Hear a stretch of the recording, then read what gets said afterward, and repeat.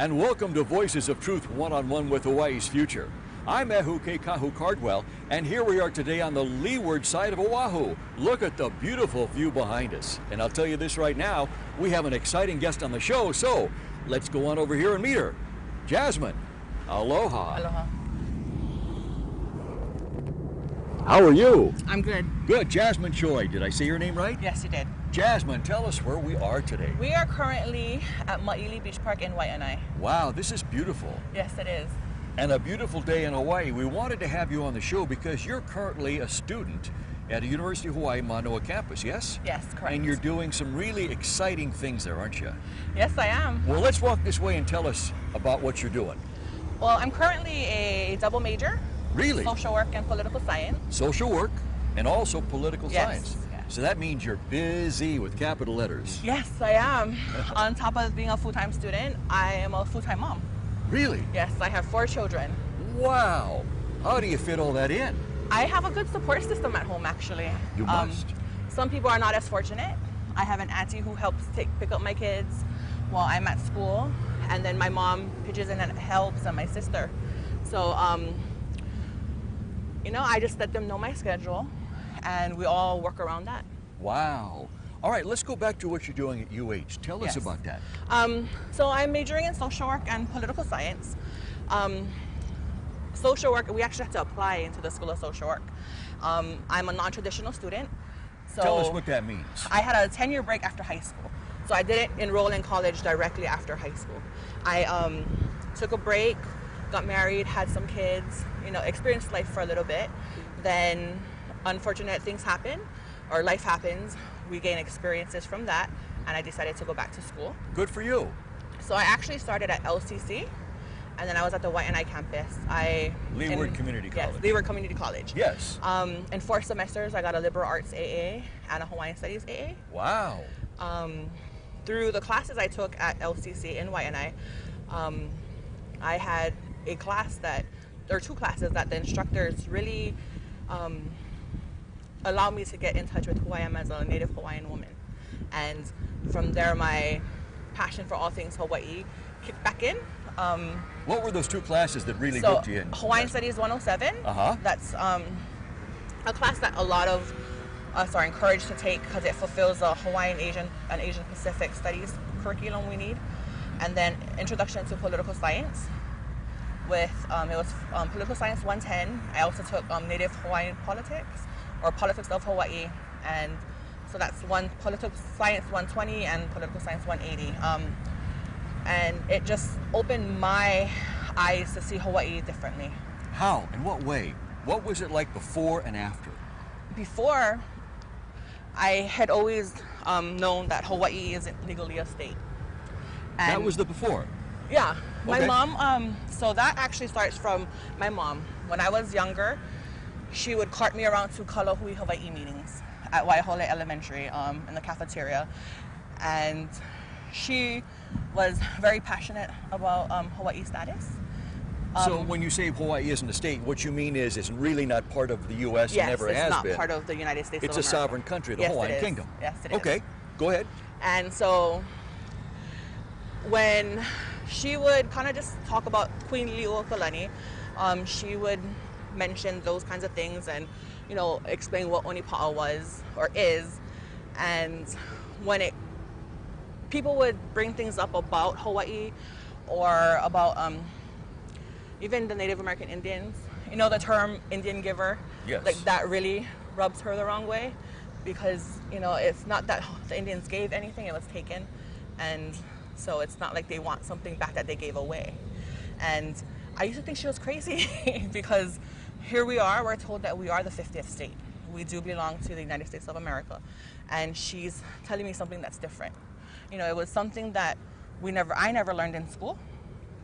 And so when someone speaks often about something that's different from what you're normally used to, you think the other person is crazy.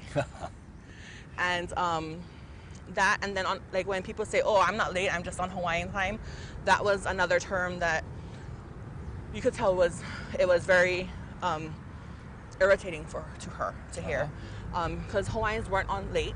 If you're late, that's just you're late. You're not on time, and it's not it would attribute a negative understanding about a group of people. And that's not what we want to do. We're not late. You know, Hawaiians are very educated people. For me, those terms do bother me as well. And even when people refer to Hawaiians as were, you know, they were educated people. As in past tense. Yes. They were then, but they're not now. Right. And also, to me, it also gives that undertone that we don't exist. You know, we are intelligent people. Some of us need to be reminded of who we are and that we are intelligent. We're much more than what everyone else thinks we are. And when you refer to us as were or in the past, that says that we're no longer around. We don't exist as a people. Right. And we are very much alive. We are, not we were. Okay, so the before was you thought your mom was crazy. Yes, I thought she was crazy. Okay. You didn't believe any of it. No, not really. Okay, then you went to school. Yes. Then what happened? I took Hawaiian Studies 107 and was reminded about how everyone says we were annexed to the United States, and we actually explored those topics. The course was actually taught, in my opinion, from more of a political perspective rather than just here's the Hawaiian culture. You know, we're not just about women dancing hula on a tarmac giving visitors a lei. You know, that's not actually who we are as a people. And it, you know, I guess I want to say like awakened more of who I am as a Hawaiian female and what I can do or what I'm capable of. I'm more than capable of just doing nothing. You know, if you see a problem and you want to fix it, then be part of the solution. Don't just keep grumbling. And so through that class, it made me more aware of who I am as a Hawaiian woman, what my abilities are as far as teaching my children what they're not learning in school. I'm fortunate that my children do go to Kawaihona o Kana'oau, the public charter school in the beginning of Nanakuli, because my 7th grader, she, before winter break, they had a couple of projects where they had to do research on the Treaty of Waitangi. And then they had to research the Great Mahele, and she had a project on Kaui Keauli, Kamehameha III. So that so I never. She's deep in the culture. Yes. Wow. And they practice more Hawaiian cultural practices. So they do have a little makahiki day with the school where they have games and whatnot. And I went to public school, so we never got that. You know, we, or even in intermediate and high school, it was just a little paragraph in the textbook saying Captain Cook came here in 1778. And that was it? Yes. Wow. So I never knew that Hawaii is actually an independent state, its own country, until I would say fall of 2012 when I went to school. All right, so at that point you said to yourself, wait a minute, maybe my mother wasn't nuts after all. No, she's not. So maybe she was telling me the truth. You know, moms usually are more likely to tell you the truth than lie to you about something, and even if you don't want to hear it. Yes, even if you don't want to hear it or you disagree with it. And so I find it funny that I take my kids to things that have to do with the Hawaiian Kingdom, that have to do with wanting our sovereignty reinstated. Because my mom used to cart me, now I cart my kids around. We went to the Restoration March at Mauna Ala. And to have 3 generations of my family there, I felt was quite amazing. You know, my mom was there, myself and my kids. And so for them to have that experience was good. My oldest, we actually participated in the march. I was gonna just leave after the, you know, bringing ho'okupu and paying our respects to our ali'i there at Mauna Ala. But my oldest was like, that's not what we came here for. We came here to march and to support our people. If we're not gonna do it, we can't expect anyone else to. So your kids were telling you that? Yes, my oldest, wow. My 12-year-old. And it really was, you know, she told me, she put me in check, and she was right. I mean, I couldn't, you know, what do you say? You can't say no. Right, I couldn't say no. I wasn't going to, because she was right. We went there to march to show our support for that, and she was very passionate. Like, we did not come here to just leave and go home. We are gonna go on this march, and we have to be that example for our people. And if we don't do it, who else is going to? And I was like, yeah, you're right, just kind of, okay, we're going to go. We're going to march. So me and my oldest went and did the march. And just to be able to stand in back of her while we're walking and watch her participate. I didn't have to force her. I didn't have to threaten her. I didn't have to bribe her. She was the one that reminded me, this is why we're here. Wow. And we need to participate, and we can't just sit by and watch as our people suffer. And I was like, yes, you're right. So we're going to march. And so my mom met me and my oldest down at Yolani Palace with the rest of my children and some friends. And just to see how her interaction with a lot of the other people that were already there was refreshing, because sometimes as a parent, I wonder am I doing things right?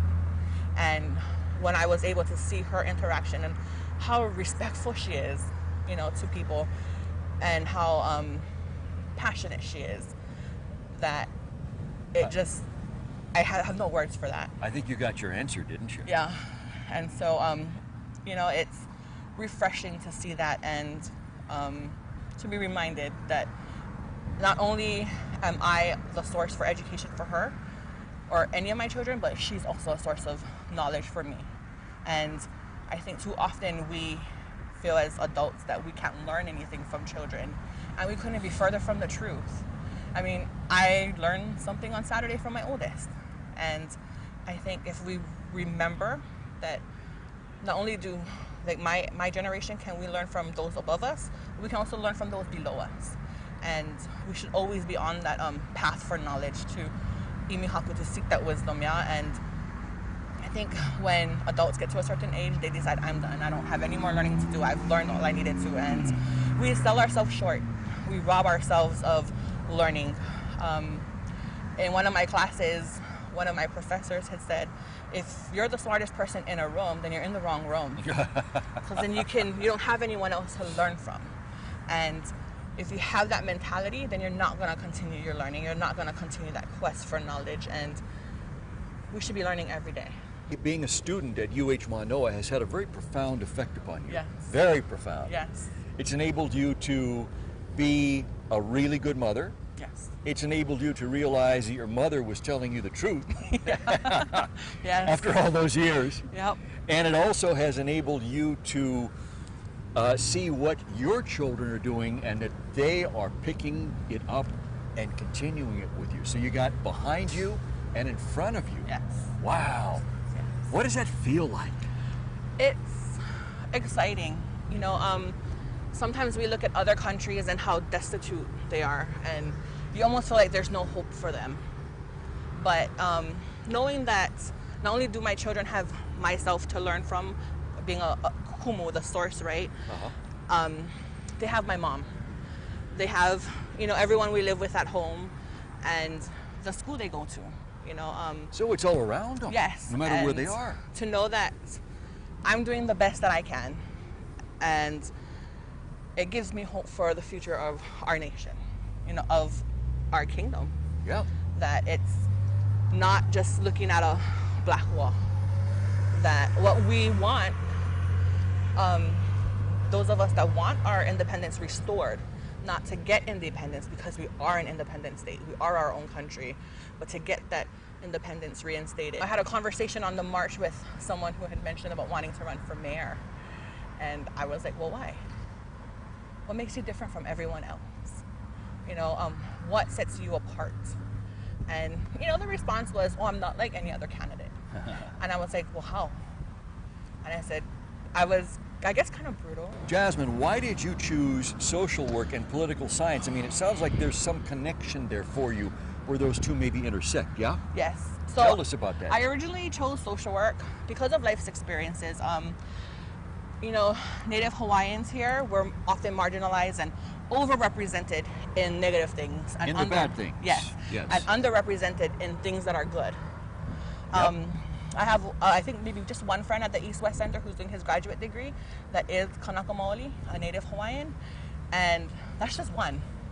Just one? Yes. Wow. And so the opportunities, we would like to believe that everyone has the same opportunities. And that's true to some degree.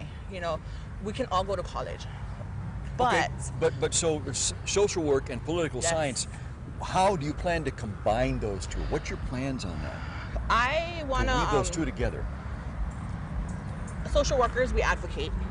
And as for others. Yes, Okay. for those who are underserved Uh-huh. and marginalized. And as a political scientist, I want to be able to affect change with policies. You know, sometimes a lot of people will believe that individuals are broken and need to be fixed. I disagree. It's the system that is broken and needs to be fixed. Uh-huh. So whether it's writing new policies or adjusting a policy to better serve the people that they're made for, that's really ultimately what I want to do. Wow. What kind of job or position would that result in for you? Oh, when I grow up, I'm still unsure what I want to do. You know, part of me wanted to be possibly a college counselor, because I know the college counselor that I had when I first started at Leeward Community College in Waianae, how much he helped me and how encouraging things were. So I want to help students make that transition, whether they're a traditional student or not, or non-traditional, because they experience life as well as going to school. And it's how do you cope with that? How do you organize your time if you're a single parent, which I understand. How do you balance all that Yes, stuff? So he's the guy that lit the fire for Yes. you, and in turn you want to be the person that lights the fire for others and Yeah. show them how to balance at the same time. Yes, and just help them cope, because I think we just automatically assume and believe that whether in college this person is an adult, regardless of age, whether you're an 18-year-old college student or a 53-year-old college student, we just assume that you have coping skills. Some people have better coping skills than others, Yes. and I don't want anyone to fall through the cracks. I don't lack self-confidence in any form, so I could be successful completely on my own, but for me, true success is measured when not just I'm successful, but those I keep closest to me. My friends are successful, my family is successful. I think too often in today's society, it's all about me and me looking good and me being number one and at the top. But it's kind of lonely when you're the only one up there. So why not experience that journey with yourself and good friends at the top? How many years you have left for school? I have one more year for my bachelor's Uh-huh. in social work and the bachelor's in political science. Then I'm going on to my master's degree. Wow, excellent. And you're going to focus in on your master's in what? Actually, both. Both? Yes. You're going to carry those two all the way through? Yeah. You're going to go for your PhD? I am. Good for I you. have been encouraged by everyone I know to do so. So nobody has said to you along the way, stop, or you that's going to be too hard or anything like that. Everybody is go, go, go. There are those who are like, you're crazy. Uh-huh. You know, if you're just a full-time student, we can understand that. I'm an undergrad assistant for the Hawaiian Islands Science at UH Manoa. What is that? So we believe in, you know, the STEM system, so science, technology, education, and math. And then STEAM, there's an A, so arts. And it's just what I do, my responsibilities are to blog about opportunities as far as research opportunities, internships on WordPress. And then we have a Facebook page. So you blog about that. Yes. And you also have a Facebook page about Yes. that. Wow. So I keep a busy schedule. Those who don't know me really well will always be like, oh, you can't do that. But if you don't know me really well, then it's obvious why you're saying that, because you don't know me really well. I was fortunate to grow up with, you know, I don't recall my mom. I was just having a conversation with someone the other day saying, I don't recall my mom ever saying, oh, you can't do that. Like when I was second grade, I apparently wanted to be a botanist, and we were going up the Pali, and my dad was driving, my mom was in the passenger seat, and they both could have stopped, turned around and said, no, you can't do that. You're only in second grade. But they never said I couldn't. Wow, And isn't it that was, something? Yes, and it was always, you can do what you want as long as you work hard. And, you know, you go to school, so education was something that I felt was important. So you go to school, you study, you get good grades, and you have more possibilities or opportunities than those who don't. Sounds to me And- like it's the magic combination, Yes. which is Nobody told you you can't, Yes. and you're in school to do exactly what you want. Yes. Wow. My mom had always told me to dream big, Wow. and I think that is quite ambitious, what my educational pursuits, but I have that support. So my mom's never discouraged me from pursuing my dreams. And then it's also a way to show my children that regardless of what life throws at you, you know, I grew up playing softball. So no matter what life throws at you, you know, get in that batter's box and take a swing. So life threw some interesting things at me, and I decided to take a swing with my eyes open and not closed. And here I am. I want people to know that it doesn't matter where you come from, who you are, or what life's experiences you have, what life's thrown at you, that if you have a dream and a goal, never take your eyes off of it. Even if you have a 10-year break and then decide to go back to school, do it. And even if you have kids. And even, that is not an excuse. You know, and I don't just do school, I do school well. I made the dean's list this past semester at UH Manoa. So to some degree, anyone can go to school, but it takes people who are dedicated and committed to not just their success, but everyone's success, I believe collectively, to do really well. At LCC, Leeward Community College, I joined Phi Theta Kappa honors program for 2-year community colleges. There's a GPA requirement that you need, and you have to maintain it. So it's not just, oh, I've got this GPA to get in. You need to keep that GPA to stay. So you're actually a model. You see yourself as a model for other people. I mean, if you can do it, they can do it, right? Yes, I agree. Wow. So what would you say your secret to success is on this, Jasmine? The first thing is knowing you can't do it yourself.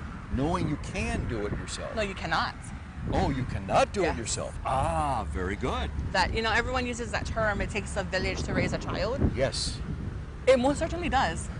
Wow. Because I couldn't go to school full time and do what I do if I didn't have my family at home helping.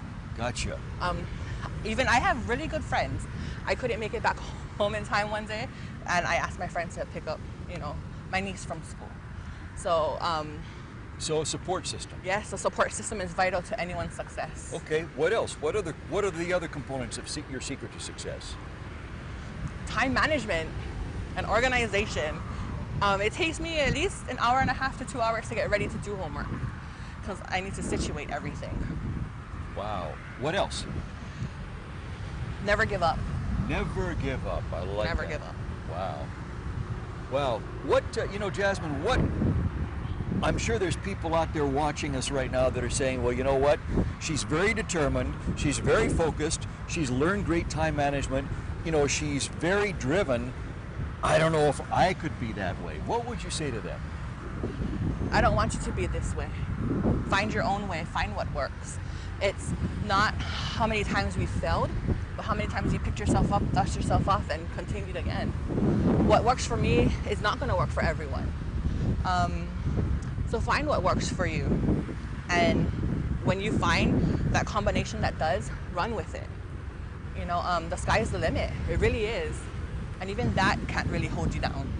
I think we are our own worst enemies most often in everything we do. I think you're right. I think you're right. Jasmine, what legacy do you want to leave for the people of Hawaii and Hawaii? What's the impact you want to have made by the time you die?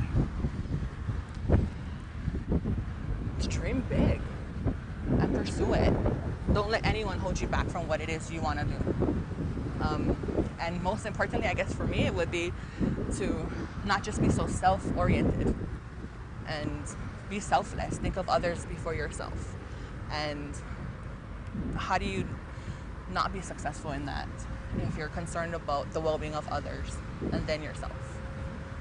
And what about, talk about failure for a moment, because I know that keeps people frozen. That keeps people from moving forward and striking out and trying something.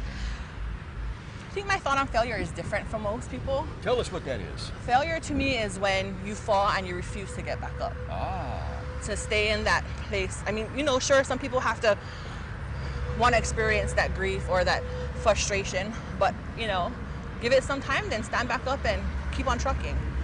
That's what failure is, to give up and not continue. It's not how many times I've fallen or I gave up or I quit or I failed. It's, if you fall 9 times, get up that 10th time, because you might be successful. You won't know unless you get up. And I've had a lot of times in my life when I've fallen, but it took me a while to get up. But when I did, you run. But you always got up, didn't Yes. you? You I have always yet got to up. stay down. I'm not going to give up that easy. Sounds to me like you're not going to give up, period. Yeah, no. That's not an option. Not at all. Wow, and that's where we have to leave it. Jasmine, thank you so much for being on Voices of You're Truth welcome. and sharing your inspirational message for all of us out here. I know I'm very inspired by what you had to say. And to our viewers, mahalo to you for joining me and Jasmine on the beach here on the leeward side of Oahu. Remember, you can watch Voices of Truth on the web at voicesoftruth.tv.com, and remember to like Voices of Truth on Facebook. I'm Ehuke Kahu Cardwell for the Kiwani Foundation, and until next time, ahui ho!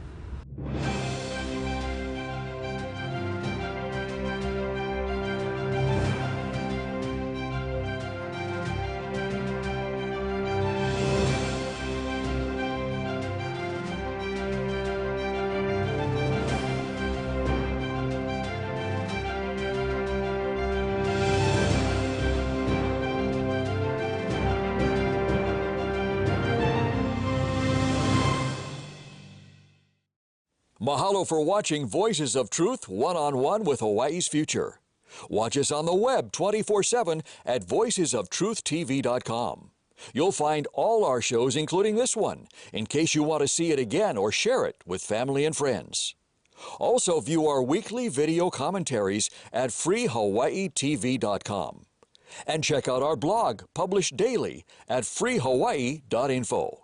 It's all part of the Free Hawaii Broadcasting Network.